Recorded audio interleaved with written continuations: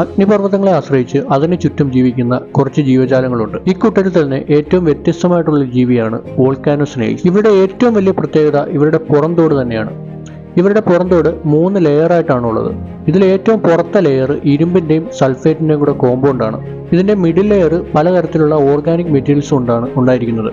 ഇതുകൊണ്ട് തന്നെ പുറത്തുനിന്നുള്ള ചൂടിനെ റെസിസ്റ്റ് ചെയ്യാൻ ഈ തോടിന് കഴിയും. പിന്നെ ഏറ്റവും ഉള്ളിലുള്ള ലെയർ വന്നിട്ട് സാധാരണ സ്നെയിലിലൊക്കെ കാണുന്നതിന്റെ കൂട്ടത്തെ തോട് തന്നെയാണ്. ഇത്തരത്തിലുള്ള പ്രത്യേകത ഉള്ളതുകൊണ്ട് തന്നെ ഇവർക്ക് 400 ഡിഗ്രി സെൽഷ്യസ് വരെയുള്ള ചൂടിൽ ജീവിക്കാൻ കഴിയും. ഈ വോൾക്കാനോ സ്നെയിൽസിന്റെ മറ്റൊരു പ്രത്യേകത എന്താണെന്ന് വെച്ചാൽ ഇവർ ഇഴഞ്ഞു നീങ്ങാനായിട്ട് ഉപയോഗിക്കുന്ന ശരീരത്തിന്റെ അടിഭാഗത്ത് ഇരുമ്പിന്റെ ചെതുമ്പലുകളുണ്ട്. ഇത് മാത്രമല്ല ഇവർ ആഹാരം കഴിക്കാറില്ല. അതിനു പകരം ചെടികളെ പോലെ സ്വന്തമായിട്ട് ആഹാരം ഉണ്ടാക്കുകയാണ് ചെയ്യുന്നത്.